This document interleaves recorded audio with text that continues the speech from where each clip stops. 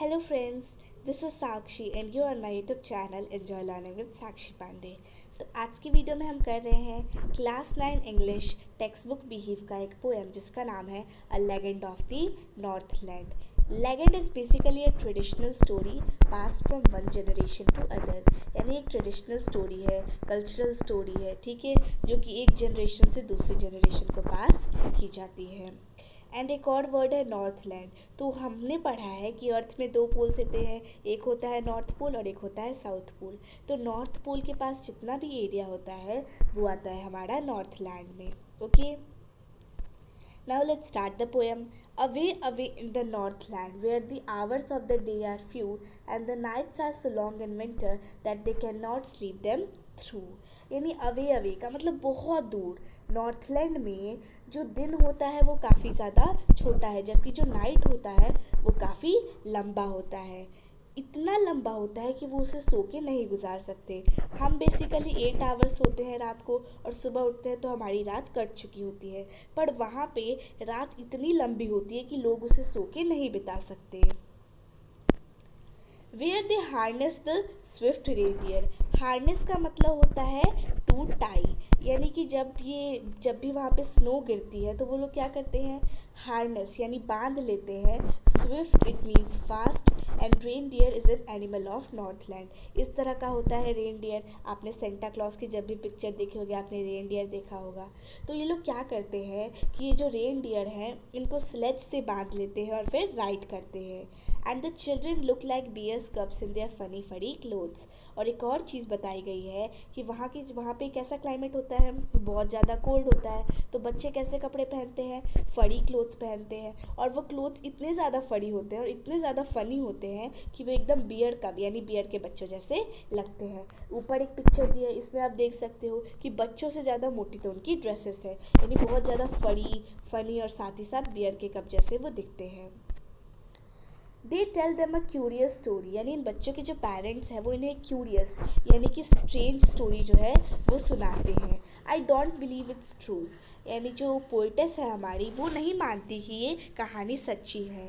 And yet you may learn a lesson if I tell the tale to you, पर फिर भी वो हमसे कह रही हैं कि मैं तो नहीं मानती कि ये सच है, पर फिर भी अगर मैं आपको ये कहानी बताऊंगी तो आप इससे एक लेसन ज़रूर सीखोगे।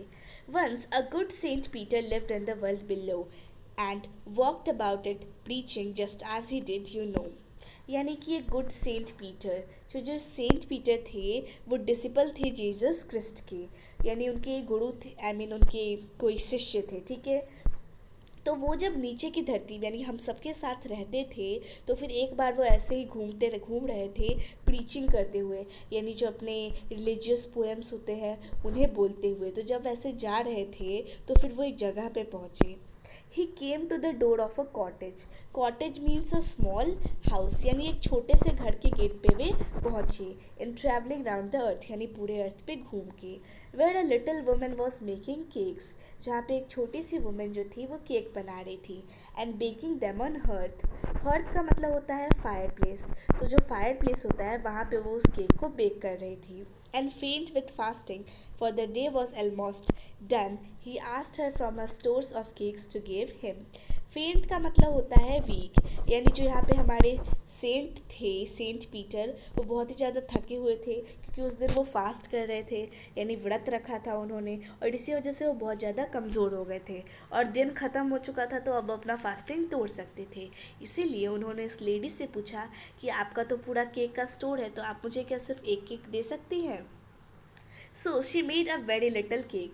तो जो केक की वुमेन थी वो एकदम माइजर थी, यानी एक नंबर की कंजूस थी, ठीक है। तो इसीलिए उसने बहुत छोटा सा केक बनाया।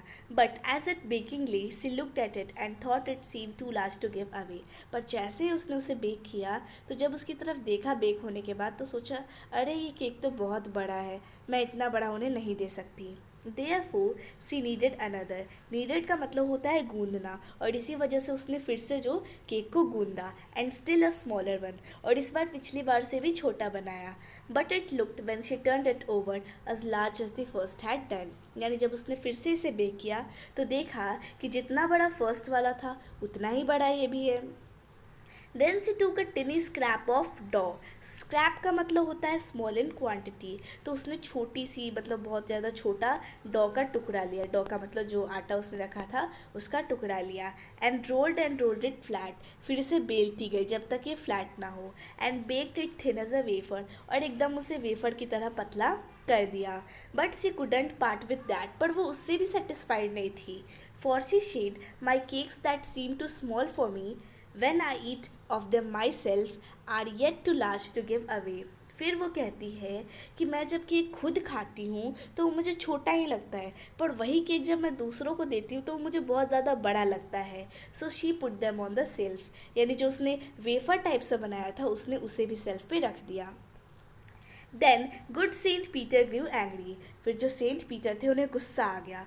For he was angry and फेंट, एक तो उन्हें गुस्सा आ रहा था कि वो इतने भूखे हैं, फास्टिंग किया है, इतने कमज़ोर हैं और वो मांग रहे हैं, और लेडी इतना टाइम वेस्ट करा रही है, उनका उन्हें दे भी नहीं रही है। And surely such a woman was enough to provoke a saint, और उस वुमेन का ऐसा ही नेचर था कि वो एक सेंट, जो कि कितने ज़्यादा शांत इंसान होते थे। प्रोवोक का मतलब होता है टू एंग्री, यानी उन्हें भी गुस्सा करने के लिए काफ़ी थी, इतनी क्रूएल और इतनी माइजर थी वो लेडी। And he said you are far too selfish, फिर उन्होंने कह दिया कि तुम बहुत कंजूस हो। To dwell in a human form, और तुम ह्यूमन फॉर्म में जीने लायक नहीं हो।